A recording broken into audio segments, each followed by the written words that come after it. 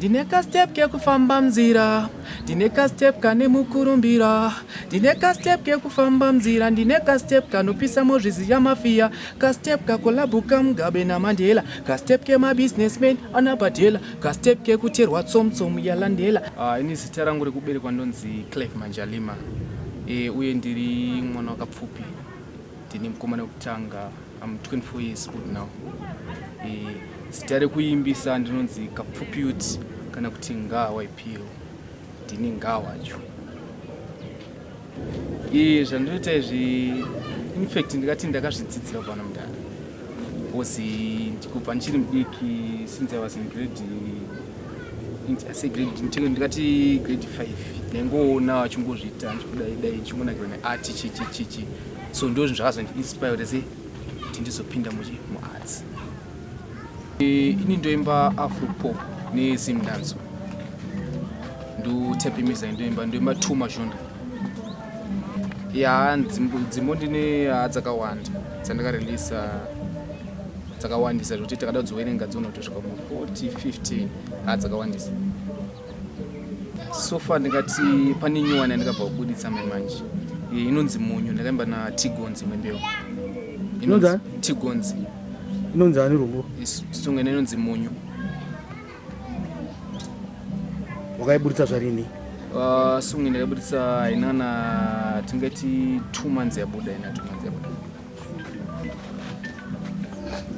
yabuda. Kana ndinowana.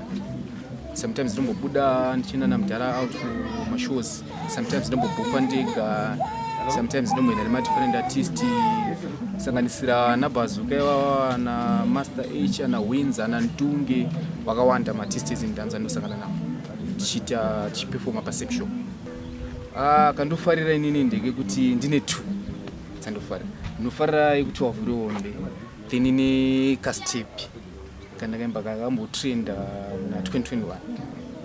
Dineka step ke kufamba mzira, dineka step kane mukurumbira, dineka step ke kufamba mzira, dineka step kanopisa mozvizi ya mafia, ka step kakolabuka Mugabe na Mandela, ka step ke ma businessmen ka step ke majaheli Manuela kozoita, ka step ke mafuhle, ka step ke vana vanemhlenyenyene, ka step ke chidzungu ke chindege, ka step ke kutiza polisi uri muchimbembe uchita denanade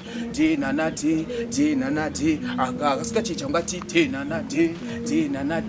denanade mama vanakirwa vakati de mama de gogo vajoina tikati de gogo de ai oyo nyendo na kudai sezira iri kazhinji kacho iko zvinhu zviva kumasanya madrugs ndo ruzhinji rwakadai. Asi ndikaona mwana akadai haana kuba ari kuti wede ndisapoteiwo ndiende mberi, asi vazhinji vari kumadrugs nenzi kubva kumafela. Saka uyu ari apo kumubhiuda ende akazvitambira pahari ipapo izvo zvekuti aiwa ndoimba uku ndoona cheuviri